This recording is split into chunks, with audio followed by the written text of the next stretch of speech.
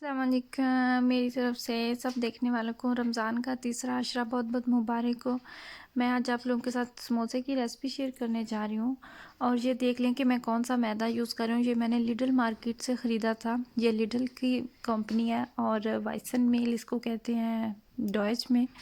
और 405 टाइप है ये मैं उन सिस्टर्स के लिए बता रही हूँ जो जर्मनी में अभी नहीं आई हैं। तो आपको शुरू में आपको नहीं पता चलता, आपको लैंग्वेज का भी इशू होता है, तो फिर इसलिए ये उनकी आसानी के लिए मैं बता रही हूँ कि ये वाला मैदा जो है इससे आप आसानी से आप बेकिंग कर सकती हैं, केक बेक कर सकते हैं, समोसे बना सकते हैं, कुछ भी नान वगैरह पिज़्ज़ा आप सब कुछ इसी मैदे से बना सकते हैं। क्योंकि यहाँ पे जब आप मार्केट में जाते हैं तो इतनी ज़्यादा मैदे की इकसाम होती हैं कि बंदा कंफ्यूज हो जाता है कि कौन सी लें।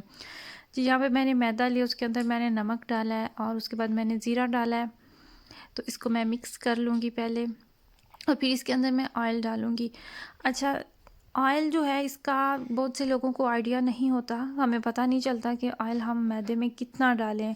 तो जब मैंने समोसे बनाना लर्न किया था तो मुझे भी शुरू में आटा गूंदने में मसला बनता था, पता नहीं चलता था कि कितना ऑयल होना चाहिए। अगर ज़्यादा हो जाता था तो जो समोसे होते थे वो टूट जाते थे, अगर आपका कम रह जाता है तो वो आपके समोसे उस तरह क्रंची नहीं बनते जिस तरह कि हम बाज़ार से लेके आते हैं या फिर जिस तरह के मज़ेदार समोसे लगते हैं।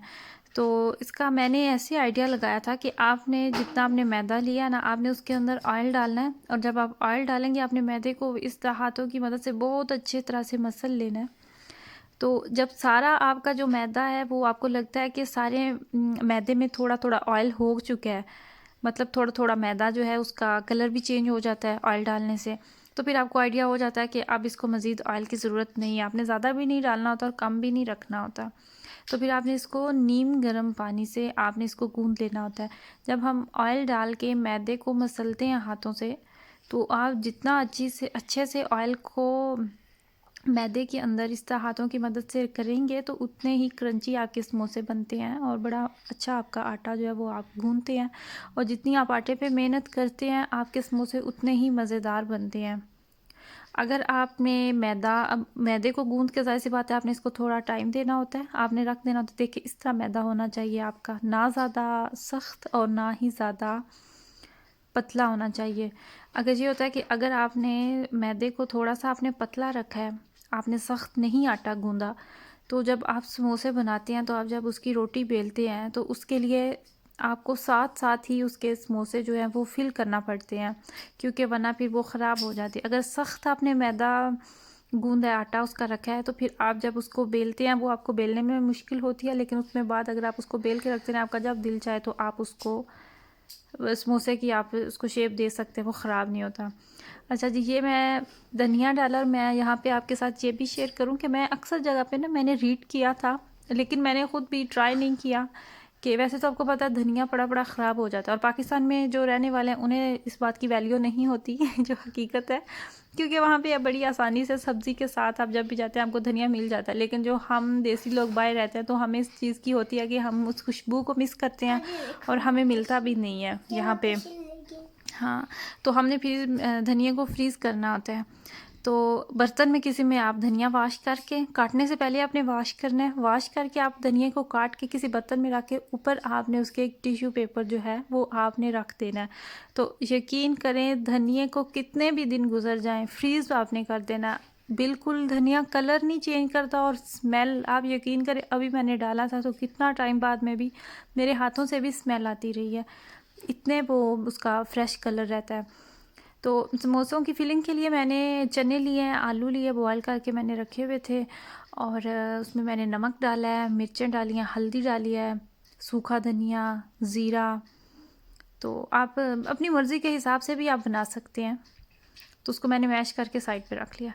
अच्छा, यहाँ पे जो मैं आपको सबसे पहले इसका तरीका बताने जा रही हूँ, ये कि कुछ लोग रोटी को सेक भी लेते हैं हल्का सा इस तरह, ज़्यादा नहीं आपने सेकना, इस पर कलर या फूल इस पर बिल्कुल भी नहीं आने चाहिए, वरना फिर वो जब आप बाद में उसको शेप देंगे तो वो मसला बनता है। तो मैं अभी आपको इससे इससे भी सेक के जो बनाती हैं इसका भी मैं आपको तरीका बताऊंगी, और बाद में जब आप वैसे ही रोटी जो है उसको सेक के बिना जब हम उसको फोल्ड करते हैं तो वो भी मैं आपको उसका तरीका बताऊंगी। अच्छा, तो ये जी आपने ऐसे दरमियान से इसको करना है हाफ़, इससे फिर आइडिया हो जाता है कि आपने मतलब कि आपकी बराबर आप उसकी कटाई कर सकते हैं।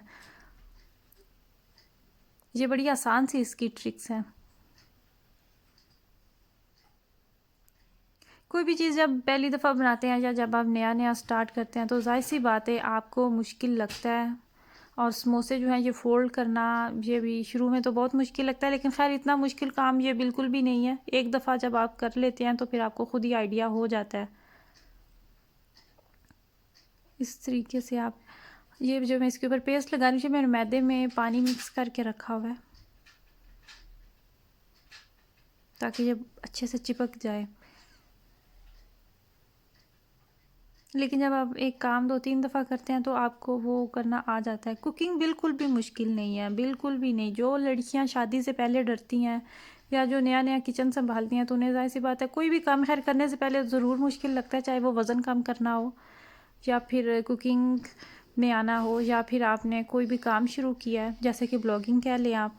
कोई भी काम करने से पहले बहुत मुश्किल लगता है, लेकिन जब आप उस काम में आ जाते हैं तो आहिस्ता आहिस्ता से आपको उसका तरीका आ जाता है। और कुकिंग भी कोई ऐसा नामुमकिन सा काम नहीं है कि आप लोग कर ही नहीं सकते या इसके लिए आपको स्पेशल कोर्सेज़ की ज़रूरत है, बिल्कुल भी नहीं ऐसा होता।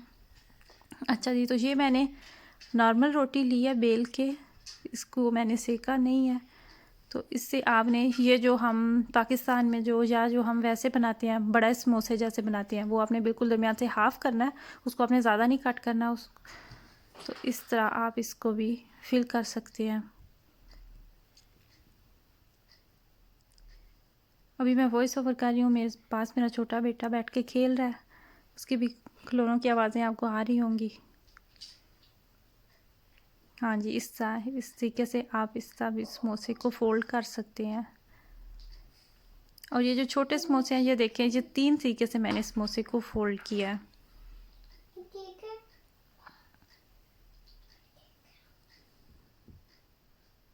ऐसे दरमियान से आप इसको फोल्ड करेंगे। जो मैं आपके लिए फिर, ताकि जो नए हैं सीखने वाले उनकी आसानी के लिए, कि उनको अच्छे तरीके से आइडिया हो जाए कि समोसे की हम किस तरह कटिंग करते हैं परफेक्ट। इस तरह ये देखिए, दरमियान से इसको काटा, एक दरमियान से, फिर दूसरी तरफ से हमने लगाया इसको कट। अगर आप छोटे समोसे बनाना चाह रहे हैं तो देखिए बिल्कुल भी मुश्किल नहीं है, बस थोड़ा सा ट्राई करने की बात है। कोशिश करें तो दूसरी दफ़ा इंशाल्लाह आपके परफेक्ट ही बनते हैं। मेरा ये मानना है कि आपको कोशिश ज़रूर करनी चाहिए, चाहे वो कोई भी काम हो, किसी भी तरह का काम हो, आपको कोशिश ज़रूर करनी चाहिए। आप ये बिल्कुल भी ना सोचें कि ये काम मुश्किल है या हम कर नहीं सकते, चाहे वो लाइफ में कोई भी काम हो, तो आपको एक दफ़ा कोशिश ज़रूर करनी चाहिए। और ये होता है कि जो मौक़े होते हैं वो कभी कभी मिलते हैं, लेकिन फिर अगर आप एक काम है आप उसको ट्राई नहीं करते, आपका दिल होता है या आपका कोई ख्वाब है, आप वो नहीं करते, लेकिन जब वो मौका हाथ से निकल जाता है, टाइम हाथ से निकल जाता है, तो जो पछतावा होता है वो सारी ज़िंदगी नहीं जान छोड़ता। अगर आपका कुछ दिल चाह रहा है, आप कुछ करना चाहते हैं तो आप करें, तो फिर बाद में ये होता है कि आपको गिल्ट नहीं रहता एटलीस्ट कि मैंने ट्राई क्यों नहीं किया।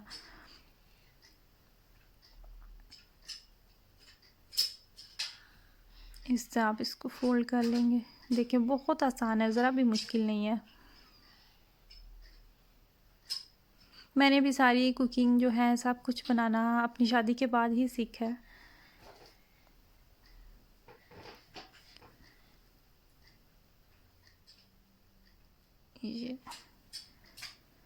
ये देखिए जी, समोसे जो है वो सब के सब मैंने फिल कर लिए हैं। तो अब मैं इनको करूँगी फ्राई। ये जो रोटी मैंने सेक के समोसे बनाए थे, ये पहले मैं वो वाले फ्राई करूँगी। जब आप आटा ठीक तरीके से गूंथते हैं ना, आपके ऑयल की क्वांटिटी जो है वो पूरी होती है, तो आपके समोसे जो हैं वो बहुत मज़ेदार से बनते हैं। ये देखिए, समोसों का जो काम है ये बहुत मेहनत तलब होता है। ये जब घर में बनाना पड़ते हैं तो बहुत मुश्किल लगता है कि पहले से हम इसका आटा बना के रखें, फिर इसकी जो फिलिंग है वो तैयार करें, फिर इसको शेप दें, तो लगता है, लेकिन जाहिर सी बात है मज़ा भी उतना ही है।